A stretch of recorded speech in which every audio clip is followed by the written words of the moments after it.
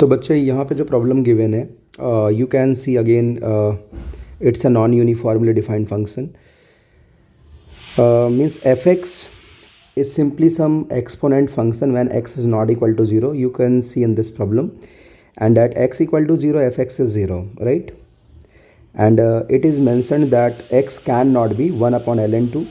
ऐसा इस वजह से लिखा है क्योंकि 1 upon ln 2 जब आप यहाँ पे पुट करेंगे तो डिनोमिनेटर में 2 - 2 यानी डिनोमिनेटर में 0 बन जाएगा. So function can not be define at this point, right? तो अब यहाँ पे हमें ऑप्शंस देखने बच्चे. सबसे पहला पार्ट है क्योंकि मोर देन वन करेक्ट है तो यहाँ पे सिलेक्शन से ज़्यादा इंपॉर्टेंट कई दफ़ा रिजेक्शन भी हो जाता है, राइट? तो मैं फर्स्ट ऑप्शन को चेक करता हूँ बच्चे. एफ एक्स की कॉन्टीन्यूटी एक्स इक्वल टू 0 पर पूछ रखी है.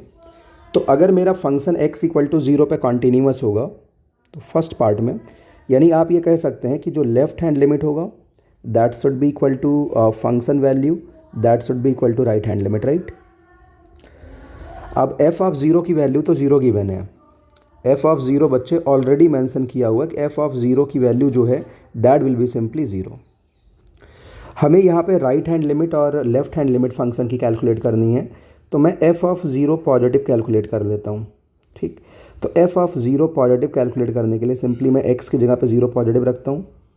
यहाँ पे 3 e raise to the power 1 upon 0 positive plus 4 upon यहाँ पे 2 minus e raise to the power 1 upon 0 positive. And you know कि 1 upon 0 positive that will be infinity, right? तो इसको थोड़ा सा और सिंप्लीफाई करते हैं यानी 0 पॉजिटिव और यहाँ पे बच्चे अपने पास आ जाएगा 3 e पे power 1 upon 0 positive is something very big number, so it's tending to infinity, right? और यहाँ का जो इन्फिनिटी होगा और ये वाला दोनों सेम टाइप के इन्फिनिटी होंगे. तो यानी मैं इसको सिंपली किसी नंबर अगर आप कहो तो मैं टेंडिंग टू इन्फिनिटी लिख देता हूँ, right? Tending to infinity plus 4 और अपॉन जो वैल्यू लिखी हुई है 2 माइनस टेंडिंग टू इन्फिनिटी. अब बच्चों मैं न्यूमरेटर और डिनोमिनेटर में अगर इन्फिनिटी का डिवीज़न करूं क्योंकि यहाँ पे तो 0 पॉजिटिव भी लिखा हुआ है, राइट?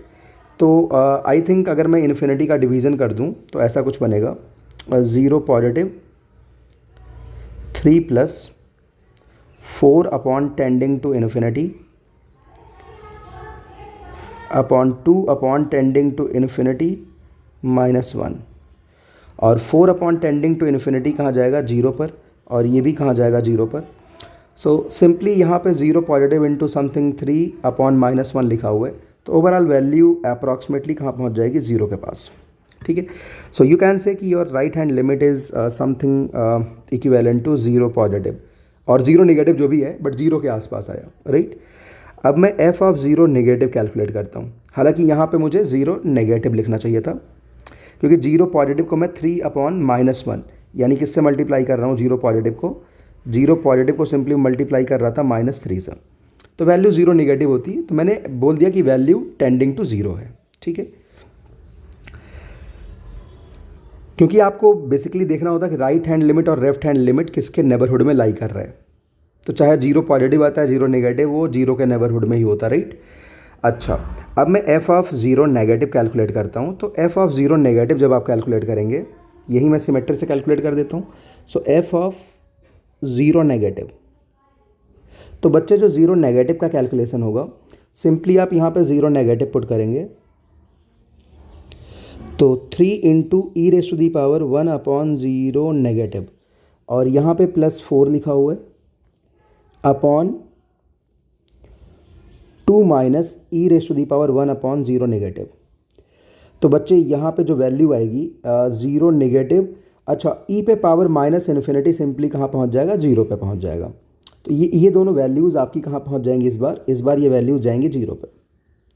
तो सिंपली ये 4 अपॉन 2 आ गया यानी ये वैल्यू भी किसके पास पहुँच गई 0 के पास पहुँच गई. सो यू कैन सी कि function value left hand limit और राइट हैंड लिमिट बराबर हैं तो function will be continuous at x equal to 0, ठीक है? नाउ मैं सेकेंड पार्ट पे आता हूँ. डिफरेंशियबिलिटी की बात कर रखी है x इक्वल टू 0 पे, ठीक है?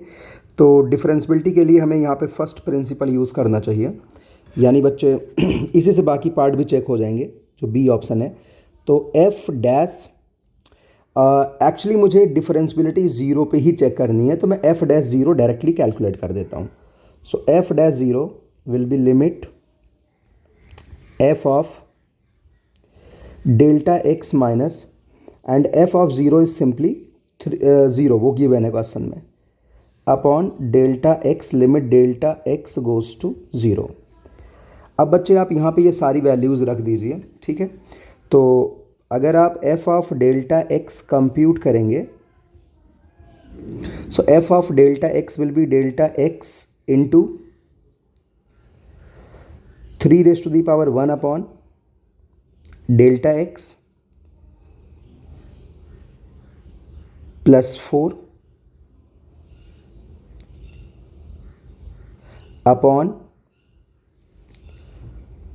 2 minus e⁻1 upon delta X, और एफ ऑफ ज़ीरो ज़ीरो है अपॉन में डेल्टा एक्स। तो अगर आप इसको सिंप्लीफाई करेंगे, डेल्टा एक्स कैंसिल आउट हो जाएगा। और बच्चे अगर यहाँ से मैं लेफ़्ट और राइट हैंड डेरिवेटिव कैलकुलेट करूँ, तो लेफ़्ट हैंड डेरिवेटिव का मतलब simply F dash zero negative.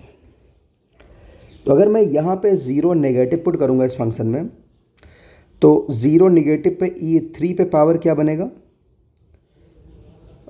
I think यहाँ थोड़ी हमने गलती कर रखी है, 3 इंटू ई पे पावर लिखना चाहिए था ना, इसको मैं करेक्ट कर लेता हूँ। 3 इंटू, अब आई थिंक सही है, ठीक है। तो बच्चे ज़ीरो नेगेटिव जब आप रखेंगे, तो ये पूरी की पूरी क्वांटिटी जो भी आपको दिख रही है वैल्यू कहाँ पे जाएगी, जीरो पे, और ये वैल्यू भी जीरो पे जाएगी, ठीक भाई। ये दोनों वैल्यूज़ किधर जा रही हैं, जीरो की तरफ जा रही हैं। तो यानी अगर मैं F dash zero negative calculate करूं, तो उसकी वैल्यू कितनी निकल के आ रही है, 2 के इक्वल। सिमिलरली अगर आप F dash zero positive calculate करेंगे, एफ डैश अगर आप ज़ीरो पॉजिटिव कैलकुलेट करेंगे, तो बच्चे आप यहाँ पे ज़ीरो पॉजिटिव पुट कर दीजिए। तो अब ये वैल्यू कहाँ जाएगी, इन्फिनिटी पे। ये वाली वैल्यू कहाँ जाएगी, इन्फिनिटी पे, ये भी इन्फिनिटी पे जाएगी।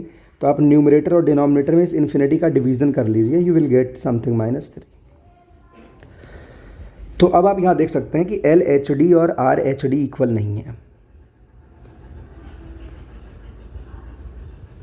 सो function will be non differentiable at x equal to 0। तो x इक्वल टू 0 पर फंक्शन नॉन डिफरेंशिएबल होगा, ये भी करेक्ट है। और F dash zero positive is -3, ये भी करेक्ट है।